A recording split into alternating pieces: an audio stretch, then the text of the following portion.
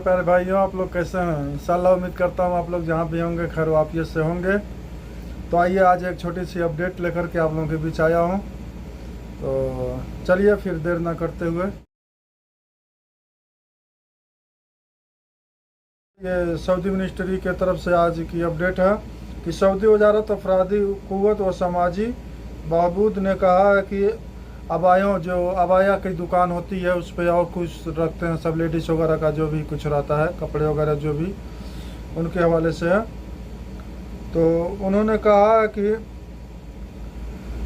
Ladies abaya और जनाना मलबूसात यानी कपड़े वगैरह जो भी होते हैं लेडीज़ का, तो फ़रोख्त करने वाली दुकानों की 100% सऊदाइजेशन के फैसले पर अमल दरामद के लिए मुसलसल तफ्तीशी कार्रवाइयाँ की जा रही हैं।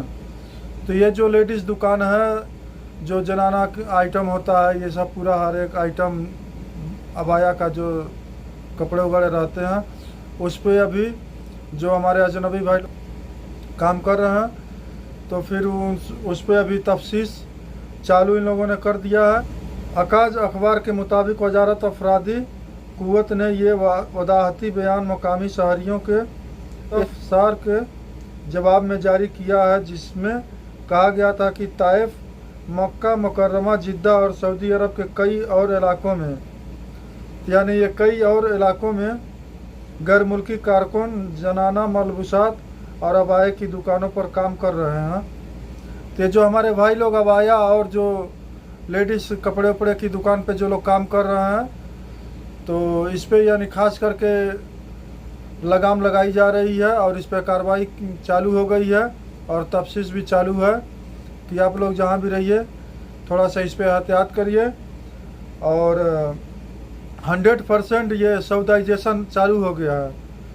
सऊदाइजेशन के फैसले के बावजूद गैर मुल्की दुकानों पर भी नज़र आ रहे हैं। इनका कहना है कि जब सऊदाइजेशन हो गया है तो इस पर गैर मुल्की फिर भी नज़र आ रहे हैं। वो लोग अपनी काम छोड़ नहीं रहे हैं। ऐसे जो लेडीज़ का कपड़े वगैरह है, जो लेडीज़ ऐसा जो भी आइटम होता है उस पर, तो इस पर इन लोगों का कहना है कि गैर मुल्की उस पर नज़र ना आए, उस पर काम ना करें, क्योंकि वजारत अफरादी क़ुव्वत ने वजारती बयान में कहा सऊदाइजेशन के फैसले के खिलाफ वर्जी पर कानूनी कार्रवाई की जा रही है। अबायों और जनाना मलबूसात की 100% सऊदाइजेशन की फैसला पूरी क़ुव्वत से नाफिज किया जा रहा है। जहां भी इसके खिलाफ वर्जी नज़र आती है इसका नोटिस लिया जा रहा है।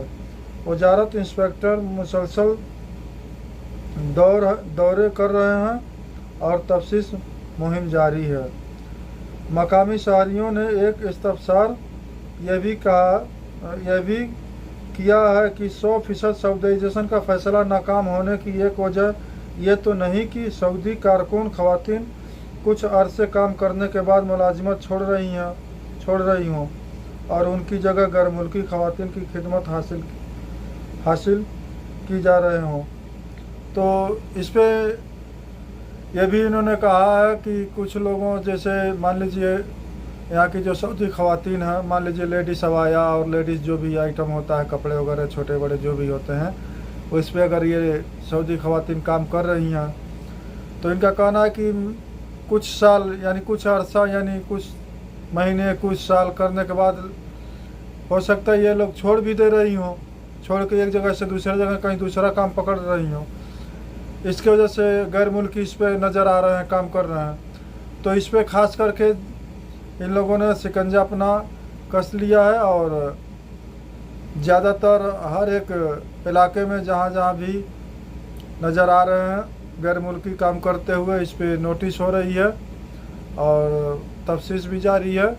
और इसके साथ साथ एक अपडेट और आप लोगों के बीच शेयर करते हैं। जहाँ से अजनबी के ऊपर इतना शिकंजा कसा जा रहा है, वहीं से एक सऊदी शहरी हैं, इन्होंने एक इंसानियत का मिसाल कायम किया है और इससे और लोगों को भी अच्छी सीख मिलेगी।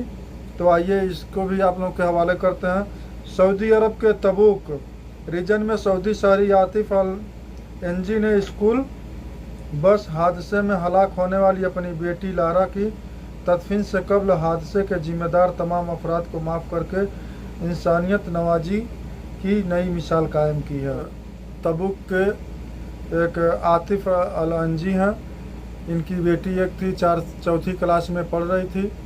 तो यानी जो बस के ड्राइवर थे, सामने वाली कोई दूसरी एक ख़वातीन थी, वो बस में टक्कर हो गई। टक्कर होने से ये जो स्कूल की तालिबा थी चौथे क्लास की, इनका इंतकाल हो गया। अल्लाह इनको जन्नतुल फिरदौस में आला मकाम अता करे। और साथ ही साथ इनके अब्बू जो आतिफ अल-अंजी हैं, इन्होंने तदफीन करने से पहले पहले उस हादसा का जिन लोगों ने जिम्मेदार जो भी थे उनको पहले इन्होंने ढूंढा और उनको इन्होंने सज़ा देने की बजाय इन्होंने उनसे मुलाकात की और उन्होंने उसमें अपने बेटी के जो गुनाहगार थे उनको पहले माफ़ किया। ये अखबार 24 के मुताबिक बच्ची के वालिद ने कहा था कि जब तक हादसे के जिम्मेदार अफराद की माफ़ी कानूनी तो अंदराज नहीं होगा, वह अपनी बेटी को तदफीन नहीं करेंगे। तो जब तक इन्होंने उनको यानी माफ़ी तो कर ही दिया, मगर उसको जैसे एक कानूनी तौर पे उसको रजिस्टर वगैरह जो भी होता है उसको ये बोले कि ये जब तक हो नहीं जाता है तब तक बेटी का मिट्टी वगैरह नहीं देंगे। हादसे के जिम्मेदार बस ड्राइवर और उस गाड़ी के खातून ड्राइवर जिससे बस की टक्कर हुई थी, दोनों की रिहाई के बाद जैसे हुक्म ये जैसे मान लीजिए हादसा तो हो ही गया, हादसे के शिकार में वो बच्ची आ गई, बच्ची का इंतकाल हो गया, तो जाहिर सी बात है जब इंतकाल हो गया और दोनों एक्सीडेंट जब हो गई दोनों गाड़ी, तो जो सामने वाली जो खातिन थी जिनके गाड़ी से टक्कर हुई थी और ये जो बस ड्राइवर थे, इनको दोनों को तो कानूनी तौर पर यहाँ की जो हुकूमत हो तो अरेस्ट करेगा ही करेगा। तो इनके जो बच्ची के तालिबा के जो अब्बू थे तो उन्होंने कानूनी तौर पर इस हादसे को फाइल जो भी है, फाइल मैनेज वगैरह जो भी करवाना था, फाइल अंदरदाज जो भी करना था, ये सब करवा दिए। करने के बाद उन दो लोगों को जो सामने जिन लोगों की वजह से ये घटना हुई थी उनको रिहाई दिया गवर्नमेंट से, उन लोगों को माफ़ किया। माफ़ करने के बाद इन्होंने बच्ची की मिट्टी वगैरह जो भी था तदफीन किए। पहले तदफीन करने से पहले जो इनके गुनहगार हैं उनको पहले हम हुकूमत से छुड़ाएं और उनको माफ़ करें। माफ़ करने के बाद ही अपने बच्ची का तदफीन वगैरह करेंगे। इंसानियत के तौर पर मिसाल कायम किया है इन्होंने, जो भी किया है काबिल तारीफ़ किया है। बच्ची तो मान लीजिए चली गई, मगर बच्ची के साथ साथ इन्होंने उन लोगों को रिहाई दिलाया है, यह बहुत बड़ी खुशी की बात है। और उस बच्ची को हम दुआ करते हैं कि अल्लाह तबारक तआला उनको जन्नतुल फिरदौस में आला मकाम अता फरमाए। तो चलिए फिर आज की अपडेट बस यहीं तक है। और आप लोगों से मेरी रिक्वेस्ट है कि जो हमारे चैनल को भाई सब्सक्राइब नहीं किए हैं, प्लीज़ आप लोग मेरे चैनल को सब्सक्राइब करिए।